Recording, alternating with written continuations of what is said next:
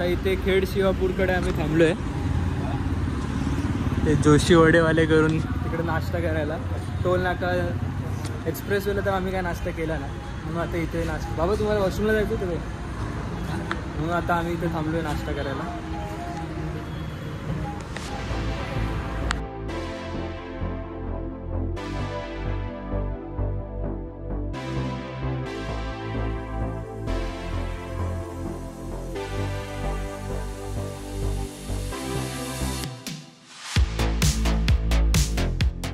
जेवण आमचं आलेलं आहे. हे नाही जेवण, हे नाश्ता. तू रिव्हील करून टाकलास व्हिडिओमध्ये. केलं तिकडे चाय पितानाच केलं. ह्याला पळायचीच घाई आहे, सगळीकडे पळापळ चालली. नाश्ता करायला काय भेटत नाही धड. पटापट आता नाश्ता करून घेतो आणि मग भेटतो तुम्हाला रस्त्यावर डायरेक्ट. आता आम्ही नाश्ता करून निघालोय. कराड अजून इकडून 130 किलोमीटर आहे, अजून 2.5 तास दाखवते कराड पोचायला. मग तिकडून आम्ही अनुष्कुरा घाट मार्गे जाणार आहोत. तुम्हाला दाखवूच आता गोव्याला जायला जो नवीन रस्ता चालू झालाय तो कसा आहे, काय आहे, त्याच्यात सगळे आम्ही तुम्हाला दाखवणार. गरमी तर इतकी आत्ताच वाढली आहे, 10:30 वाजलेत आता आणि गरमी खूप जास्त वाढलेली आहे. असेच रस्त्याचे हाल पण तुम्ही बघू शकता. एक चांगलं केलं आम्ही, पोट भरून नाश्ता केलाय, म्हणजे आता काय लगेच ब्रेक घ्यायचा नाही. जेवढं होईल तेवढं लवकर कव्हर अप करू किलोमीटर्स, म्हणजे संध्याकाळी काळोख व्हायच्या आधी तरी पोचायची प्रयत्न करणार आम्ही.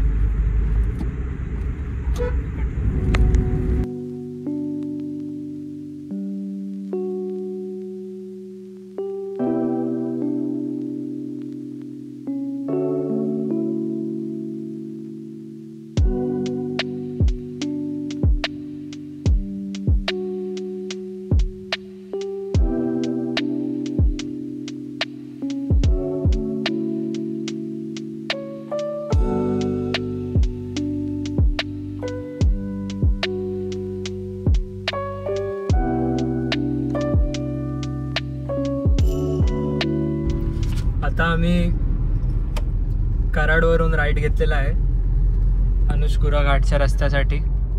एक छोटंसं टनल येतं, त्याच्या खालून लेफ्ट साईडला मॅकडोनल्ड्स आहे. तिकडून राईट घेतलं की हा जो रस्ता आहे स्ट्रेटचा स्ट्रेट हा स्टार्ट होतो. इथे तुम्ही बघू शकत असाल. आता दुपारचे 12 वाजलेत आणि जस्ट आम्ही आता कराडसाठी राईड घेतलेला आहे. आपण ब्रेकफास्ट कितीला केलेला? 10ला ना बाबा? हां, 10 पासून. तेव्हा आम्ही खेड शिवापूर हायवेला होतो, तेव्हापासून 2 तास लागले आम्हाला खेडवरून आता कराडवरून आता राईट घ्यायला. आता नॉनस्टॉप अनुष्कुरा घाटला अजून तर खूप वेळ आहे वाटतं. 142 किलोमीटर रत्नागिरी आहे. 86 किलोमीटर नंतर अनुष्कुरा घाट स्टार्ट होणार. अजून 1.25 तास आहेत अनुष्कुरा घाटपर्यंत पोचायला. तरपर्यंत आता असाच स्ट्रेटचा स्ट्रेट रस्ता आहे. तर डायरेक्ट अनुष्कुरा घाटच्या स्टार्टिंगलाच भेटतो मी तुम्हाला.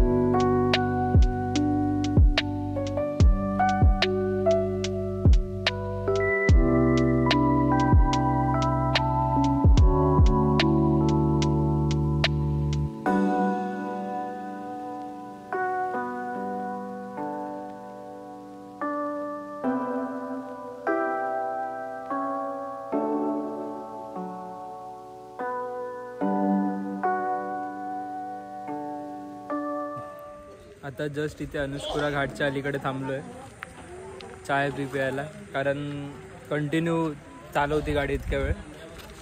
सकाळी आम्ही जो ब्रेक घेतलेला त्यानंतरपासून तर मग टायर बियर ब्रेक्स थोडे गरम झाले असतील, इंजिनला पण थंड व्हायला आणि आम्हाला पण थोडेसे पाय मोकळे करण्यासाठी थांबलेलो. जास्त वेळ नाही थांबलो, 10 मिनिटाचा ब्रेक घेतला आहे. त्याला पण थंडी लागत असेल म्हणून पुन्हाच जरासं घेऊन आलो. आता इथून ह्या रस्त्याने आम्ही आलो आणि इथे आम्हाला जायचं आहे. राईड घेतलं की इथून अनुष्कुरा घाटचा रस्ता चालू होईल. जस्ट 2 किलोमीटर आधी थांबलो. आता आम्ही गाडी आत्तापर्यंत तरी चांगली परफॉर्म करते.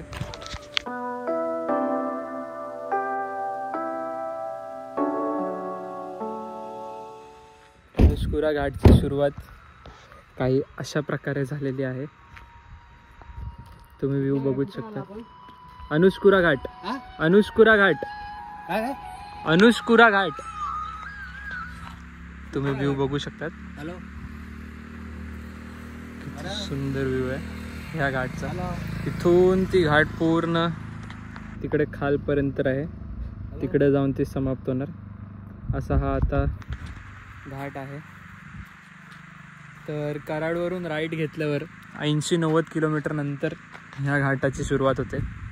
तुम्ही आता टाईमलॅप्स बघालच गाडी चालवताना. पण इथे तुम्ही बघू शकतात माकडं किती आहेत. सगळीकडे माकडंच आहेत.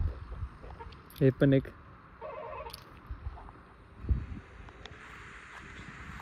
आता घाटवरती असताना मी काय ब्लॉग नाही करणार. तुम्ही फक्त व्ह्यूज शॉर्ट्स एन्जॉय करा, जे काय आम्ही काढू पूर्ण घाट समाप्त होईपर्यंत.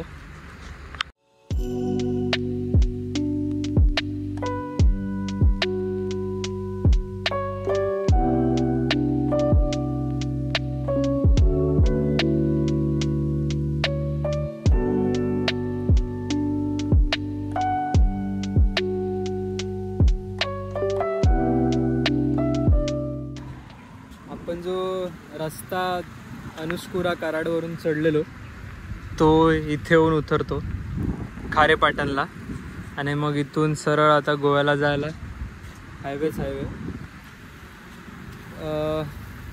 ऑलमोस्ट 3:45 झालेत. तर 12ला काहीतरी आम्ही 12च्या आसपास काहीतरी आम्ही हे केलेलं, कराडवरून राईड घेतलेलं. मला आता एक्झॅक्ट टाईम लक्षात नाही. आणि 3:45ला आम्ही एक्झिट घेतलं. आता इथून पुढे अजून 1-1.5 तासात घरी पोचूच. आम्ही 6च्या तर आधीच पोचणार घरी. असं चांगला हायवे, चांगली स्पीड मेंटेन करता येईल. जरा पाय मोकळे करायला बाहेर आलो. तर भेटू तुम्हाला डायरेक्ट जिथे कुठे ब्रेक घेणार. आमचे अखिल महाराज पूर्ण घाटभर झोप काढत असताना एवढी लेफ्ट राईट उडवून पण यांची झोप मोडणार झाली. दुसरे कुठे ते पण झोपले. इथे पोचलेलो आहे मी माझ्या मामाच्या घरी. आता सगळे रिलेटिव्सलाच भेटणार, मजा मस्ती सगळी चालणार. आता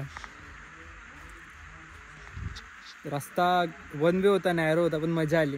कर्व्स हे ते. तर मी तुम्हाला एक ब्रीफ देतो आजच्या दिवसाबद्दल. तर आम्ही सकाळी 3 ते 4च्या दरम्यान निघालो घरातून. आणि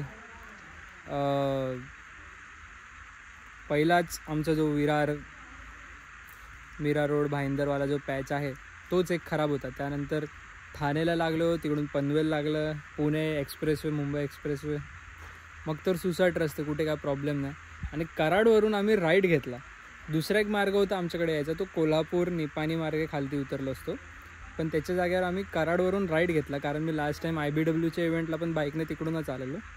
तर मग तो रस्ता मला लक्षात होता म्हणून मग कराडवरून राईड घेऊन अनुष्कुरा घाट एक घाट आहे जो खूप फेमस आहे, चांगला घाट आहे.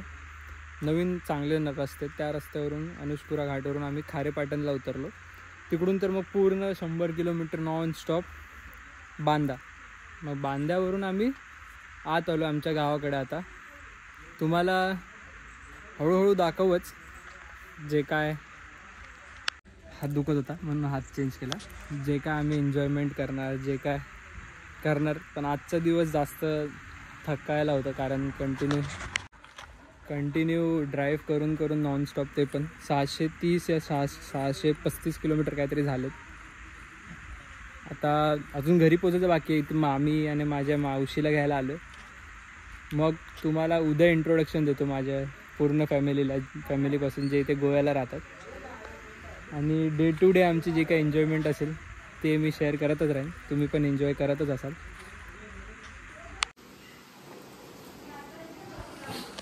फायनली आम्ही घरी पोचलो.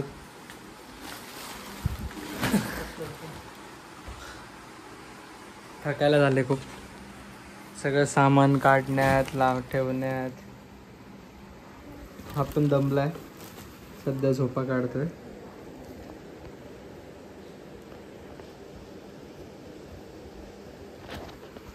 आणि आम्ही पण दमलोय. गरमी खूप आहे इकडे. रात्रीची पण गरमी आहे ना. पहिला दिवस जो आहे तो अशा प्रकारे समाप्त झाला. पूर्ण दिवस ट्रॅव्हल करण्यातच गेला. ऑलमोस्ट 12 तासच्या आसपास लागले. गुगल मॅप तर जास्त शो करत होता, पण रस्ते खाली मिळाले आम्हाला आणि स्पीड चांगली मेंटेन ठेवता आली. त्यामुळे 12 तासात हा जो रस्ता आहे तो कवर झाला मुंबई टू गोवापर्यंतचा. आणि व्हिडिओ जास्तच लांब झाले म्हणून मी 2 पार्टमध्ये डिवाईड मारले त्या व्हिडिओला. आणि जो दुसरा पार्ट आहे तो पहिल्यापेक्षा अजून लांब आहे. तर होप करतो मी की तुम्ही एन्जॉय केला असाल.